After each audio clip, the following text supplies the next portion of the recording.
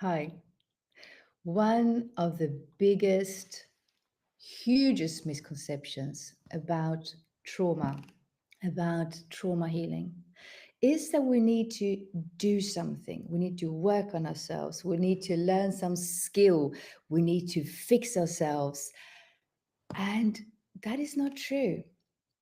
That idea that you might have, that you're broken, maybe beyond repair, that you need to be fixed somehow, that you need to learn a new skill, it is not helpful. The fact is that you and everyone else, at the very core, your essence, your natural self, your authentic self, does not need any fixing. It is perfect. What we do when we talk about trauma healing, about resetting your nervous system, you're removing all blockages and trauma from your subconscious, from your body. It is not about changing who you are or fixing you somehow. It is about removing the blockages that are in the way, both in your physical body, that blocks your natural life force from flowing, the blockages in your subconscious mind, the limiting beliefs that you've had, maybe since childhood even, about who you are and what the world is like, your fears. It is about changing your perspective, perception of yourself and the world. It is about removing the veil that you have in front of your eyes of fear, of conditioning, of limiting beliefs. Imagine a window, and the window is smeared with dirt stuff. So you can't see out clearly. You can't really see what's presenting itself there outside the window.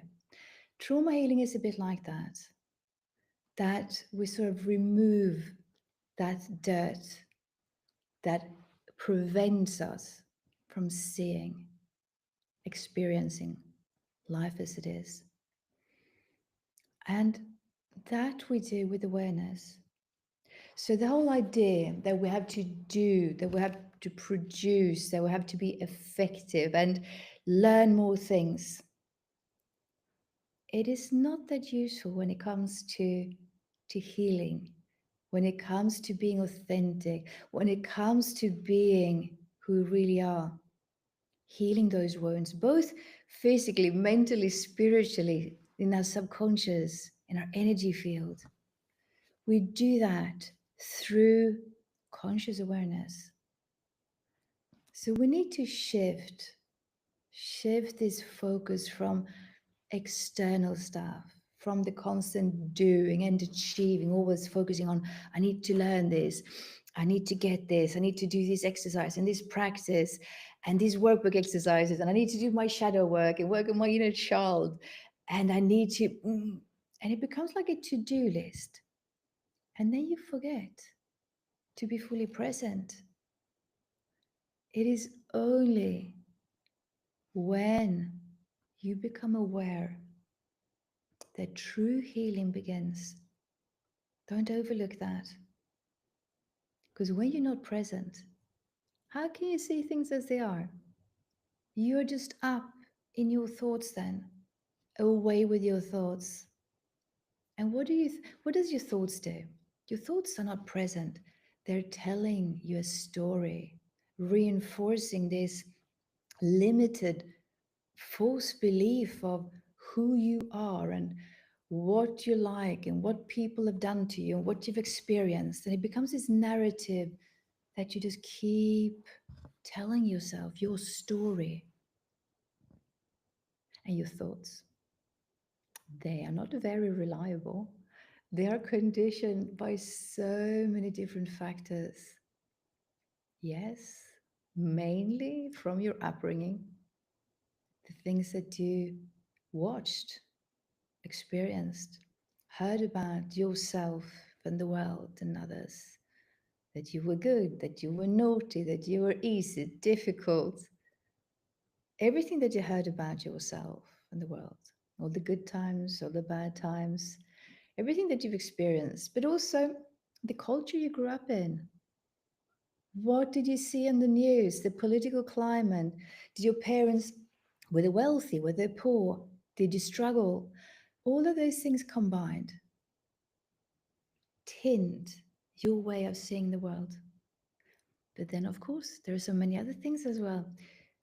Your thoughts, actions, words, when you're not present, they are tinted by your desire to be safe, to protect yourself from getting hurt. So it's like you walk around with this armor and shield on to not let people come too close, to gauge the situation, to keep you safe. And then you, of course, you want to attract the attention, the love, the care, to be included in other groups and other people. So you put on this nice side. Might be real, sometimes it's also a bit fake. To get that attention, to be included, to be cared for. So we put on that bling. We want to be seen and loved and included. And then we also want to keep bad things and situations and people away. So we're trying to control it all the time by, okay, you stay away, you come here, this situation I don't want. So it's like we have this whip that we we whip away things, situations, people all the time, trying to be safe. We have our coping mechanisms when it gets hard. Instead of just stopping and really feeling, what do? We resort to maybe overeating, binge watching movies, or just endlessly scrolling on social media. But it can also be substance abuse, like we're getting in, drinking too much wine, we're overworking, we're going to the gym excessively. Anything can become an addiction out of balance to not stop and feel. So all these things from our conditioning since childhood, the limiting beliefs that we have, we hold in our subconscious mind, these the masks that we have, strategies to be seen, loved, and included, a whip to whip away situations and people, our coping mechanisms. But we also have our backpack that we carry around with us with our trauma. We have our ancestral trauma that we drag along with us as well. But not just that, our thoughts are tinted by so many other external factors that we shouldn't take them that seriously. Most of the thoughts that we have, they're not very constructive, they're not very reliable, and not truthworthy. We might think that we're objective, that we're impartial. That is rarely the case. Our thoughts, they get affected by our hormones. If we're stressed, if we're not, if we're women, we're on the cycle, we're not, things we eat, what our guts are like, if we have good good gut bacteria, or if we have candida or parasites, what the cycles of the moon is like, the weather, radiation, other people around us as well, what we watched on the news, what we read just before. So many of these things affect our thoughts, and in particular, if we're on red alert, if we're stressed, our thoughts are not very constructive and useful, because unless you're in a life-threatening situation, but most of the time we're not. But we can get stuck in that survival mode. And then our thoughts, they're linked to our ego, this limited idea that we have of ourselves as this separate self. It's fear-based. And our minds, thoughts, they can't stand to be present. They always try to get something or to push away something. They want to achieve something, attract something or someone, want something or someone, like a beast, always hungry, always wanting something. And when it gets it, it's only happy for a little bit because it's just like an ego boost or a dopamine kick, adrenaline rush. It's not real happiness. Or it wants to cling on to good old memories or imagined better times ahead. Or it wants to keep away, push away things by criticizing them, by judging, by talking negatively about even yourself.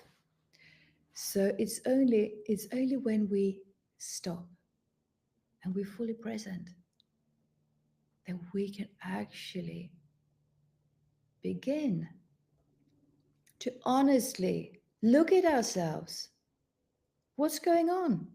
To honestly feel what's inside of us right now. How does it feel?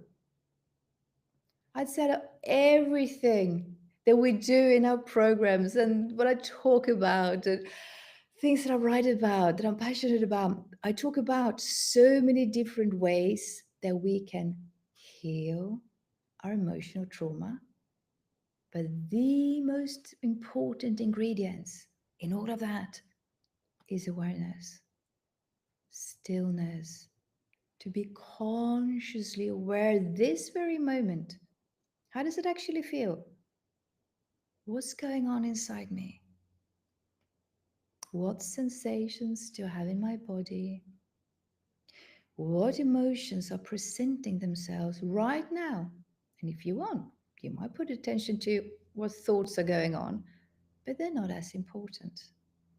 You might be aware of your thoughts, but do not engage with them. Do not believe in them blindly, and do not identify with them.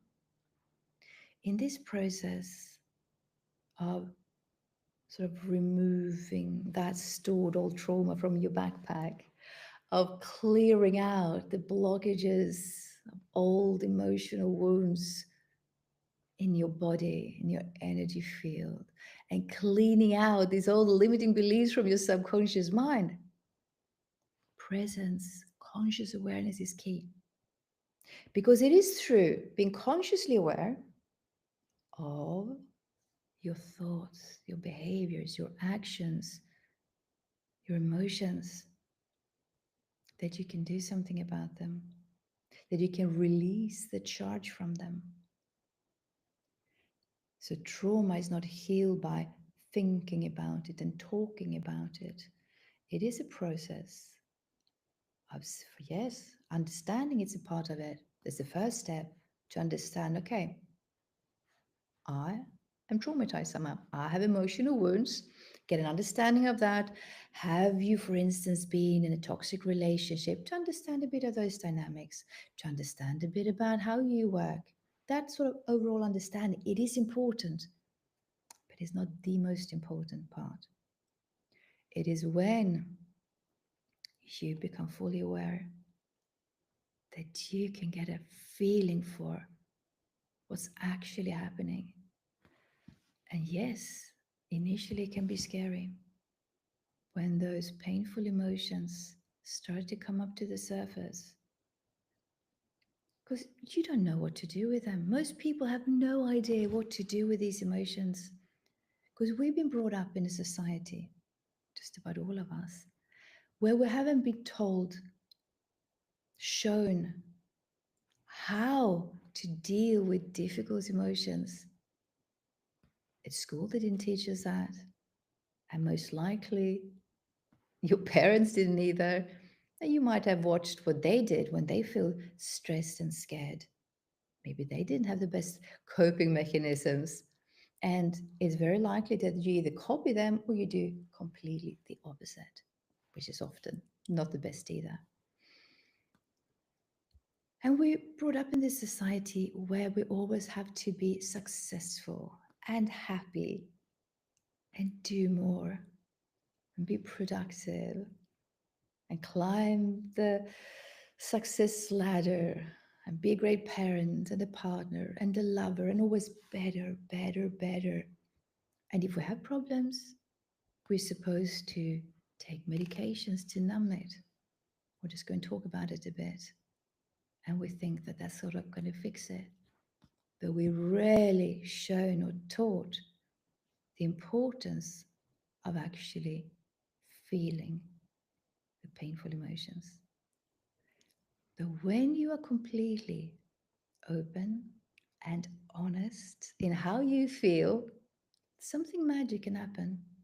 When you dare to wholeheartedly actually feel that which is presenting itself, even the painful stuff, it sort of cancels itself out. And you can experience this underlying peace.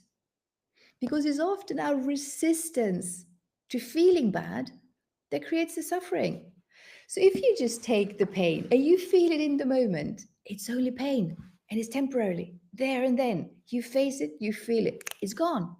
But when you resist feeling the pain, that resistance builds up inside of you and it stays. It blocks your energy from flowing and it remains. And every time you do that, push down, you distract yourself from feeling, it builds up and it gets worse and it gets stronger until you feel like you're going to explode or implode.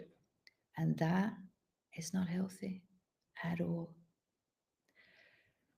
So I'd like to encourage you to be more present.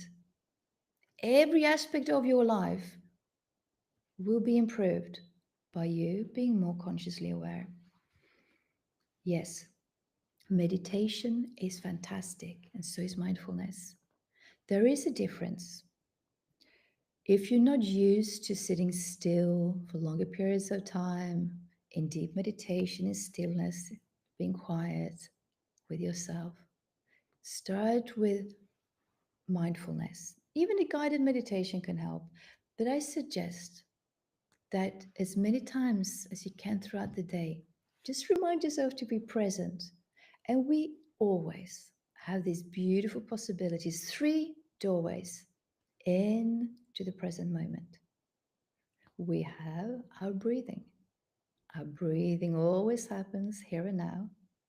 So just by being aware of your breathing without even changing it, just like, okay, I'm aware of my breathing. Is it deep? Is it shallow? And if you can, maybe you can even start to bring down your breathing. So it's further down, deeper, and it'll be slower. That will help you. And the other one is our senses. Our senses are always indicators of the now, and so is the sensations in our body, now indicators. So that is a beautiful way to get back in to the present moment. It is beautiful. So I can really recommend that you do that. Land in the present moment as often as you can and see what happens there in the now. That is the best advice that I have for you, to be consciously aware in your everyday life as often as possible.